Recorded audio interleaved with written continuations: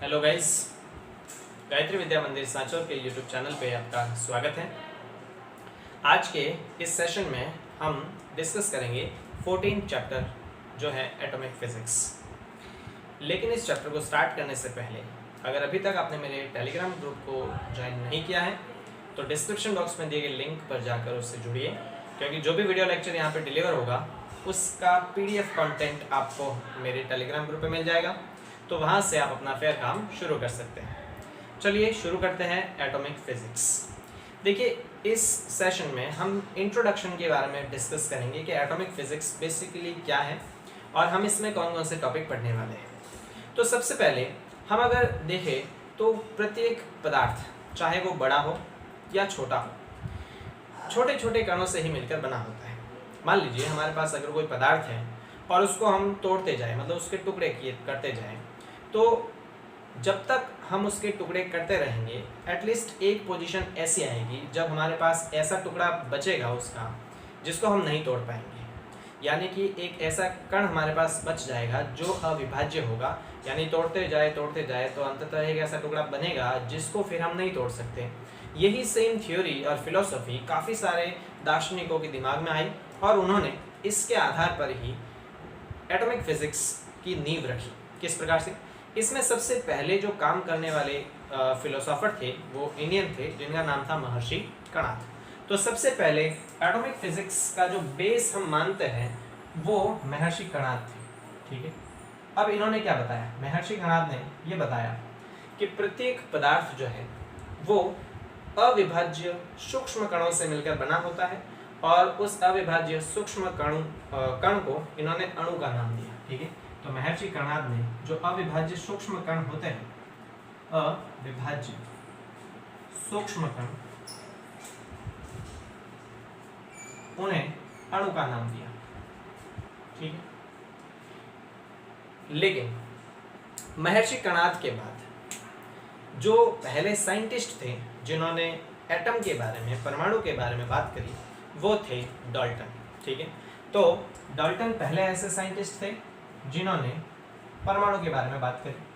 उन्होंने भी सेम यही फिलॉसफी दी कि प्रत्येक पदार्थ अनेक अविभाज्य सूक्ष्म कणों से मिलकर बना होता है और उन अविभाज्य सूक्ष्म कणों को इन्होंने परमाणु नाम दिया। ठीक है, परमाणु यानी परम अणु, जिसे हम एटम कहते हैं। ठीक है, अब ये जो एटम है इसके बारे में अलग अलग साइंटिस्ट ने अपने अपने समय पर खूब सारी बातें करी। कुल मिला के हमें ये पता चलता है कि प्रत्येक पदार्थ छोटे छोटे अविभाज्य कणों से मिलकर बना होता है, जिन कणों को हम और ज़्यादा नहीं तोड़ सकते हैं और उन्हीं कणों को हम परमाणु कहते हैं सरल शब्दों में। ठीक है, अब देखिए 1887 में एक ब्रिटिश साइंटिस्ट थे जिनका नाम था जे थॉमसन। बहुत जनों ने आप में से इनका नाम सुना होगा और काफ़ी पॉपुलर नाम है जे थॉमसन। तो वो 1887 के ड्यूरेशन में कुछ एक्सपेरिमेंट्स कर रहे थे, विद्युत विसर्जन नली से रिलेटेड कुछ एक्सपेरिमेंट्स, और उन एक्सपेरिमेंट्स में उन्होंने कैथोड किरणों की खोज की। तो पहले हम उस एक्सपेरिमेंट का एक हल्का फुल्का ओवरव्यू कर लेते हैं। देखिए किस प्रकार का एक्सपेरिमेंट में उन्होंने एक निर्वात नली ली और इस निर्वात नली में दो इलेक्ट्रोड रखे गए। ठीक है, मेटल इलेक्ट्रोड्स दो रखे गए इस प्रकार से। ये दो मेटल इलेक्ट्रोड्स को बाह्य परिपथ में हाई वोल्टेज से जोड़ा गया। इस प्रकार से हाई वोल्टेज से उसको जोड़ा गया। तो बैटरी का जो नेगेटिव टर्मिनल होता है वो जिससे जुड़ा होता है उसे अपन कहते हैं कैथोड। ठीक है, बैटरी का जो नेगेटिव टर्मिनल होता है उसे हम कहते हैं कैथोड। ये नेगेटिव टर्मिनल और ये पॉजिटिव टर्मिनल। तो जो इलेक्ट्रोड बैटरी के नेगेटिव टर्मिनल से जुड़ा होता है उसे कैथोड कहते हैं। ठीक है, it is said to be cathode. देखिए फिजिक्स की मैं बात कर रहा हूँ, केमिस्ट्री में कैथोड एनोड का थोड़ा अलग सेंस होता है।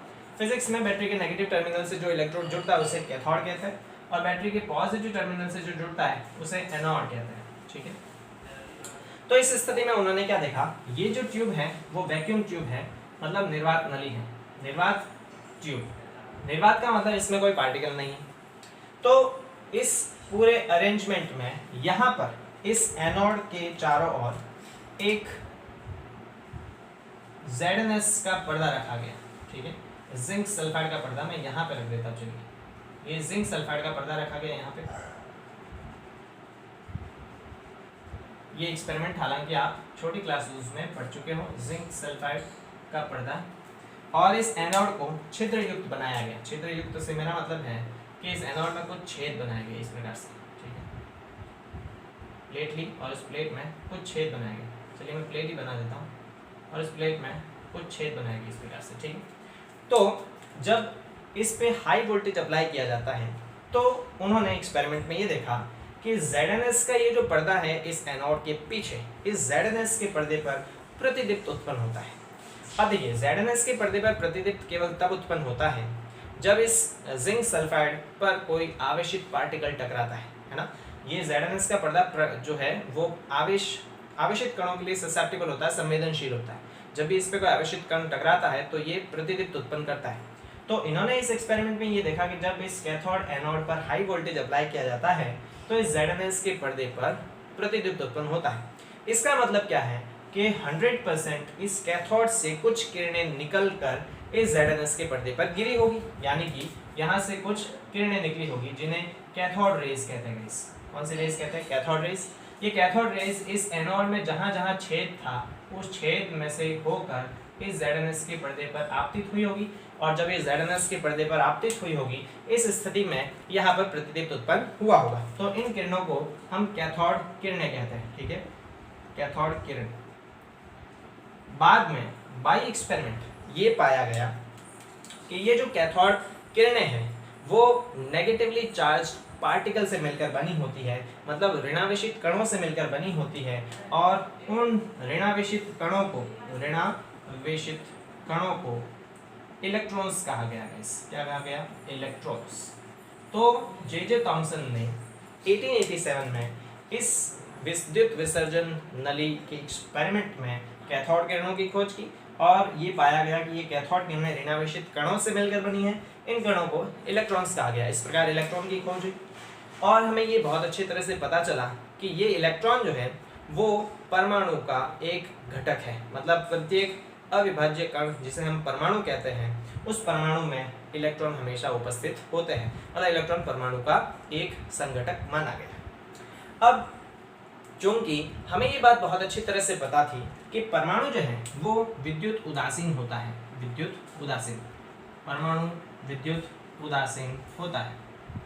विद्युत उदासीन का मतलब है कि किसी भी परमाणु में न तो पॉजिटिव और न ही नेगेटिव चार्ज होता। कोई परमाणु जो है वो विद्युत रूप से उदासीन होता है। इसका ये मतलब है कि इसमें जितनी मात्रा में धनावेश होता है, जितनी मात्रा में पॉजिटिव होता है चार्ज, उतनी ही मात्रा में इसमें नेगेटिव चार्ज होता है, ठीक है। तो हमें ये तो बहुत अच्छी तरह से पता चल गया था कि परमाणु में इलेक्ट्रॉन होते हैं जो ऋणावेशित होते हैं, और चूंकि कोई भी परमाणु हमेशा विद्युत उदासीन होता है, मतलब इसमें जितनी मात्रा में पॉजिटिव चार्ज होता है उतनी ही मात्रा में इसमें नेगेटिव चार्ज होता है ना। आपने जब इलेक्ट्रोस्टैटिक पढ़ा है उसका पहला चैप्टर जो है उसमें इसके बारे में डिस्कस किया जाता है। तो विद्युत उदासीन का मतलब इसमें जितने पॉजिटिव चार्ज होगा उतना ही इसमें क्या होगा? नेगेटिव चार्ज होगा। ये ही बात परमाणु के मॉडल के लिए एक आधार बनी। ये बात ही साइंटिस्ट्स के दिमाग में एक क्लिक कराती है कि अगर परमाणु विद्युत उदासीन है और उसमें धनावेश का मान ऋणावेश के मान के बराबर होगा तो ये दोनों धनावेश और ऋणावेश जो है वो परमाणु में किस प्रकार से व्यवस्थित होंगे, मतलब किसी परमाणु की संरचना किस प्रकार की होगी। क्योंकि धनावेश और ऋणावेश के बीच में आकर्षण का बल लगता है। धनावेश और ऋणावेश के बीच में क्या लगता है? अट्रैक्शन लगता है। There is a force of attraction between positive and negative charge. तो अगर किसी परमाणु में विद्युत उदासीनता के कारण धनावेश का मान ऋणावेश के बराबर है, यानी जितनी मात्रा में उसमें धनावेश होगा उतनी मात्रा में ऋणावेश होगा, तो ये धनावेश और ऋणावेश किस प्रकार से व्यवस्थित होगा किसी परमाणु में, पहली बात। दूसरी बात कि अगर जो धनावेश है और ऋणावेश है उनके बीच में कूलम का आकर्षण का बल लगता है, ठीक है। तो अगर इनके बीच में आकर्षण का बल लगता है तो ये धनावेश और ऋणावेश एक दूसरे पर आकर्षण बल आरोपित करते हुए बिना एक दूसरे को नेग्लेक्ट या बिना एक दूसरे को कैंसिल किए किसी परमाणु में किस प्रकार उपस्थित हो सकते हैं। यानी साफ साफ शब्दों में हम ये पूछना चाह रहे हैं कि सर किसी परमाणु में जो नेगेटिव चार्ज है और जो पॉजिटिव चार्ज है, धनावेश और ऋणावेश है, वो किस प्रकार से व्यवस्थित हो सकते हैं। यानी हम ये जानने का प्रयास कर रहे हैं कि किसी परमाणु की संरचना किस प्रकार की होगी, और इसी संरचना को जानने के लिए अलग अलग साइंटिस्ट्स ने अपने मत दिए कि किसी के अकॉर्डिंग परमाणु इस प्रकार का हो सकता है, किसी के अकॉर्डिंग परमाणु किसी दूसरे प्रकार का हो सकता है। तो इस पूरे चैप्टर में हम किसके बारे में डिस्कस करेंगे, हम परमाणु के बारे में डिस्कस करेंगे कि बेसिकली परमाणु की स्ट्रक्चर किस प्रकार की हो सकती है और अलग अलग साइंटिस्ट ने उस स्ट्रक्चर को समझाने के लिए किस प्रकार से अलग अलग मॉडल दिए। तो ये सारी की सारी बातें हम इस चैप्टर में डिस्कस करेंगे। इसके अलावा जो परमाणु की स्ट्रक्चर को समझने के लिए एक और फैक्टर इन्फ्लुएंस करता है, जो हमें ये जताने के लिए या फिर ये सोचने के लिए मजबूर करता है कि वास्तव में परमाणु कैसा दिखता होगा, वो है इलेक्ट्रोमैग्नेटिक स्पेक्ट्रम यानी विद्युत चुम्बकीय स्पेक्ट्रम। देखिए इलेक्ट्रोमैग्नेटिक स्पेक्ट्रम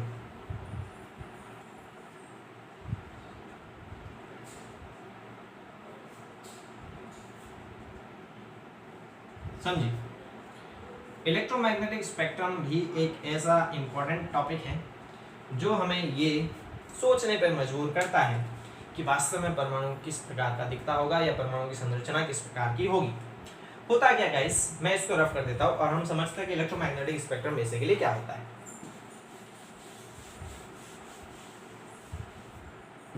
इलेक्ट्रोमैग्नेटिक स्पेक्ट्रम जो है वो एक रंगों का विशेष क्रम होता है।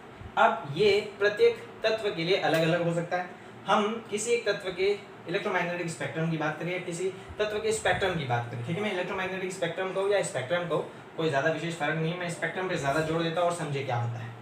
हम क्या करें, अगर किसी निर्वात नली में, निर्वात नली ना कह के मैं इसको केवल ट्यूब कह दूँ, जो कि है लोअर प्रेशर ट्यूब।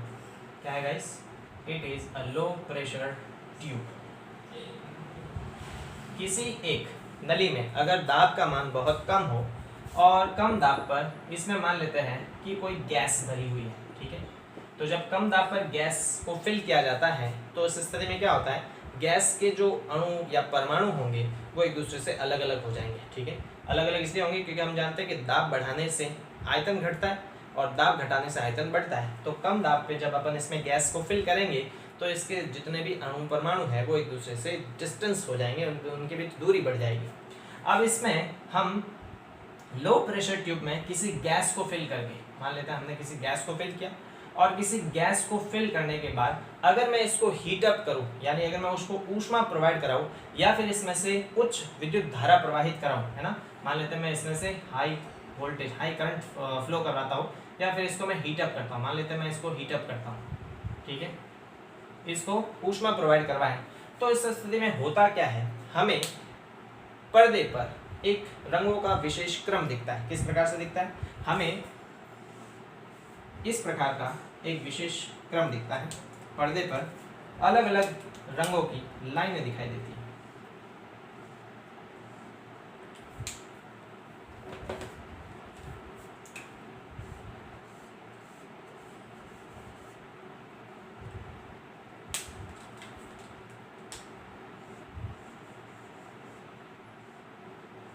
ठीक है, तो हम क्या देखते हैं कि अगर किसी ट्यूब में लो प्रेशर पर किसी गैस को फिलअप करके इसे हीटअप किया जाए, इसको ऊष्मा दी जाए, उस स्थिति में पर्दे पर हमें ब्लैक कलर की स्क्रीन पर कुछ चमकीली लाइनें नजर आती हैं और इन चमकीली लाइनों को हम स्पेक्ट्रम कहते हैं, ठीक है। तो ये स्पेक्ट्रम जो है वो प्रत्येक पदार्थ का, प्रत्येक तत्व का अलग अलग होता है। हाइड्रोजन का अलग होता है, हीलियम का अलग होता है। अलग अलग गैस के लिए इस स्पेक्ट्रम में रेखाएं जो हमें दिखती है, चमकीली रेखाएं, वो भी अलग अलग आती है। देखिए अभी आपको आपकी स्क्रीन पर एक उत्सर्जन स्पेक्ट्रम दिख रहा होगा, ठीक है। ये जो उत्सर्जन स्पेक्ट्रम है वो हाइड्रोजन का उत्सर्जन स्पेक्ट्रम है और इसी प्रकार हम अलग अलग प्रकार के पदार्थों के लिए, तत्वों के लिए भी स्पेक्ट्रम प्राप्त कर सकते हैं, ठीक है। चलिए, तो ये जो स्पेक्ट्रम आपको दिख रहा है, ये स्पेक्ट्रम कब प्राप्त होता है, जब गैस को लो प्रेशर पे ट्यूब में अपन फिल करके उसको हीट अप करते, तो उसमें से ये विशेष रंग उत्सर्जित होते हैं, इसे हम स्पेक्ट्रम कहते हैं। ये स्पेक्ट्रम क्यों उत्सर्जित होता है, यानी कि ये स्पेक्ट्रम उत्सर्जित होने का कारण क्या है, ये स्पेक्ट्रम उत्सर्जित होने का कारण भी पता लगाने के लिए हमें परमाणु की स्ट्रक्चर जानना इंपॉर्टेंट है। तो इन सभी कारणों के कारण हमें कहीं ना कहीं परमाणु की स्ट्रक्चर समझने के लिए मजबूर होना पड़ा और हमें इस स्ट्रक्चर को समझाने के लिए अलग अलग साइंटिस्ट्स ने अपने अपने हिसाब से परमाणु का मॉडल प्रस्तुत किया। तो इस चैप्टर में हम उन्हीं परमाणु के मॉडल के बारे में डिस्कस करेंगे, जिसमें सबसे पहले जे थॉमसन का परमाणु मॉडल देखेंगे, फिर हम रदरफोर्ड का परमाणु मॉडल और नील्स बोर का परमाणु मॉडल देखेंगे। उसके अतिरिक्त भी परमाणु मॉडल बहुत सारे हैं, है ना, नील्स बोर के बाद भी परमाणु मॉडल हैं, लेकिन हम उनके बारे में यहाँ चर्चा नहीं करेंगे। जो आपके सिलेबस में दे रखा है उसी के बारे में डिस्कस करेंगे। ठीक है गाइस।